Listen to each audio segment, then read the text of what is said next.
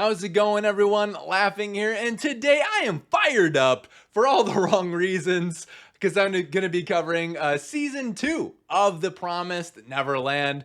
But before I get started, please hit that like button and subscribe to the channel. I got a lot more content coming out in the following week, so if you don't want to miss any, make sure you hit subscribe. So getting into it, I know I didn't review season 1 of The Promised Neverland. I figure I'll kind of set the scene here real quick of kind of what season 2 was. So season 1, we're on basically the farm. I believe it's like Gracefield Farm, where there's kids raised basically to be consumed by demons because they're in a demon world, and our main characters are trying to escape that peril, that their deaths at the farm, as well as all of their family that they grew up with as well. They're like age like 7, 8-ish, in that ballpark.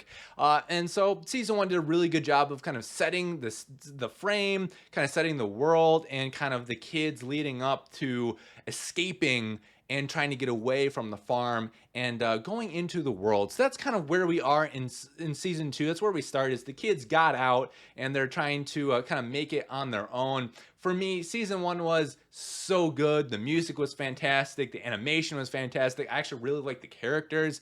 Typically in anime, I find like younger characters be really annoying, but they actually did a really good job of not making even the youngest of characters really annoying, which is really awesome. So I gotta give it 9 out of 10 for season 1. It really was really good. It was an anime that I would bring up to people. I would recommend. My wife really liked it too. This is actually the first manga she ever bought, was The Promised Neverland, which is really cool. So going into season 2, I was super hyped, really excited, kind of really looking forward to kind of seeing where it would go. And I do want to say kind of spoilers do entail for season 2, and I suppose also season 1, but we're a little bit past that now.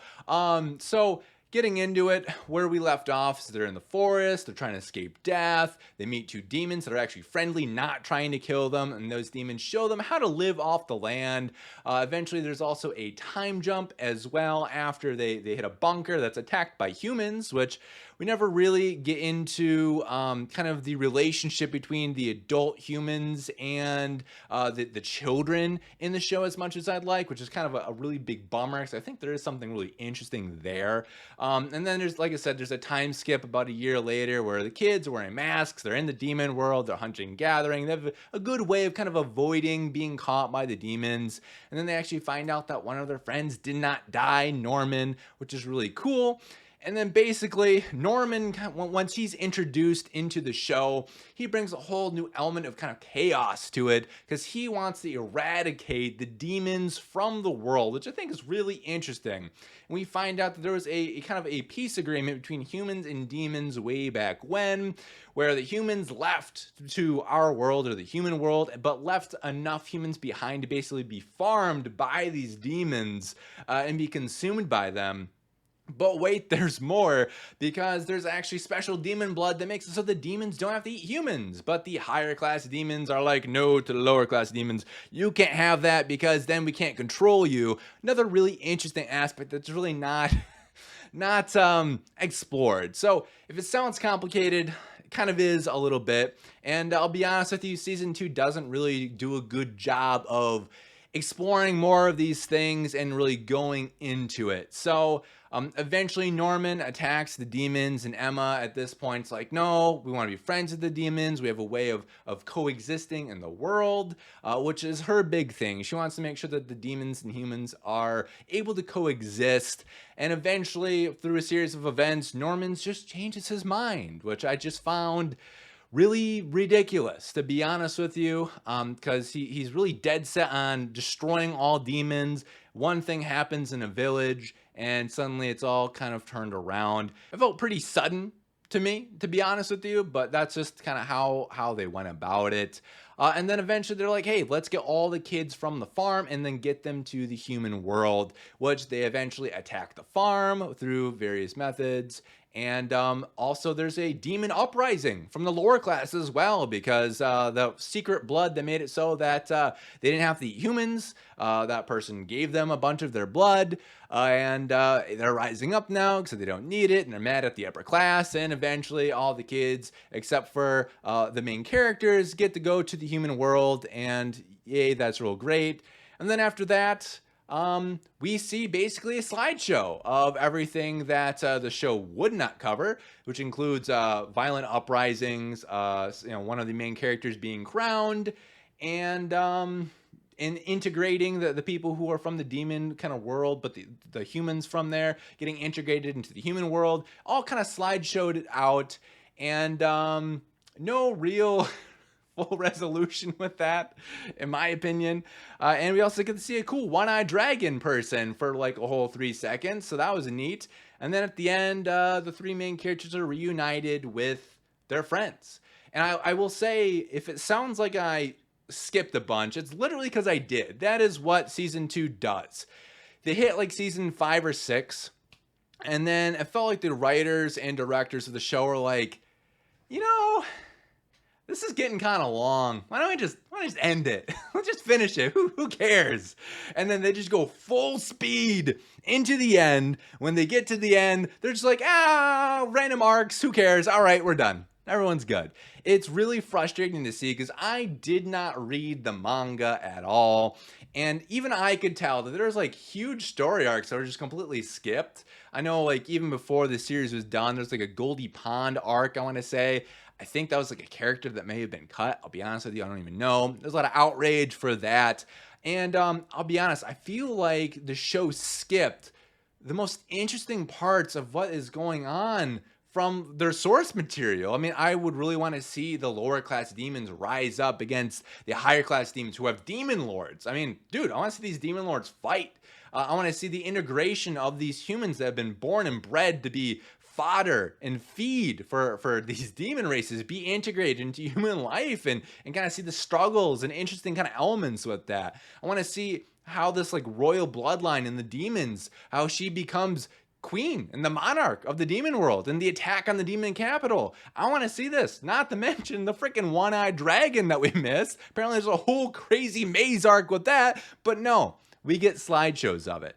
It's really disappointing with what they did with season 2. My hopes were really high, as I previously stated, and I could tell that they just rushed it. They didn't care. They were just like, let's get to the finish as quickly as possible so we can be done and move on to the next project, which is really a damn shame because it's a really cool world. The animation's fantastic. The music's fantastic. The characters were actually pretty good in season 1, and then they just destroy them in season 2. Emma, the orange-haired girl, I actually really liked her, and they just turned her into a whiny little girl half the time who's just on a soapbox like, hey, we need to get along with all these people who are eating us. And I get her point. I understand her process with it. And Norman is trying to destroy all of the demons, and I get his point of view as well. And we don't see enough conflict between the two of them, really. It's just, the whole thing was just really poorly written and thought out. And yeah, honestly, it kind of reminded me of season 8 of Game of Thrones, where they just got to a point where they're like, we could do 2 more seasons of this. It'd be better if we did 2 more seasons of this. But no, let's just end it because I want to be done. I want to move on to the next thing. It was literally that, except we didn't have more seasons of interesting build-up at the very least. Like, say what you want about the end of Game of Thrones, but there were some really good seasons of Game of Thrones, and that was good TV, whereas we got one good season of this show and then nothing. Like, half of season 2 was absolute garbage. So, for me, I have to do the really hard part of ranking this very low in my review, and I'm going to give it a 3 out of 10. Positives, music, the world is fantastic, and the animation are good as well. The story, the characters, the outcomes, everything else was just really garbage. It was really poorly done, and literally the main bad guy at the end of the show kills himself. That is the thing. He's given the ability to redo his life, to start over, and he just offs himself before the end. And I'll be honest with you, I think the bad guy had the right idea of just finishing it before it's actually done, because then at least you can maybe live with the sense of, hey, maybe this will be good at one point. Maybe it's not that bad. Because if you just keep on watching, you're like, shit, this sucks.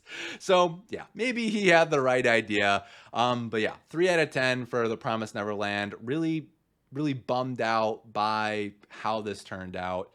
And man, I've never been this disappointed by an anime season 2, I think ever, to be honest with you. Real bummed out. So down in the comments, what do you guys think of season 2 of The Promised Neverland? Did you like it? Did you think it was somehow a masterpiece? And I'm just some idiot on the internet ranting and going with what other people are saying. Or do you agree? Do you think season 2 is hot garbage and they should just redo it? That'd be great. I'd be down. Let's actually redo season 2. Yeah? No? Okay. Leave that down in the comments down below. If you like this content, hit the like button and subscribe to the channel. I got more reviews coming. I'm going to be reviewing my life, or That Time I Got Reincarnated as a Slime Season 2. RE0 Season 2 review coming real soon as well. Same with Monster Hunter Rise. So if you're interested in that content, you want to see it, like I said, subscribe to the channel. That's all I got for you tonight. Thank you so much for watching. And as always, take care.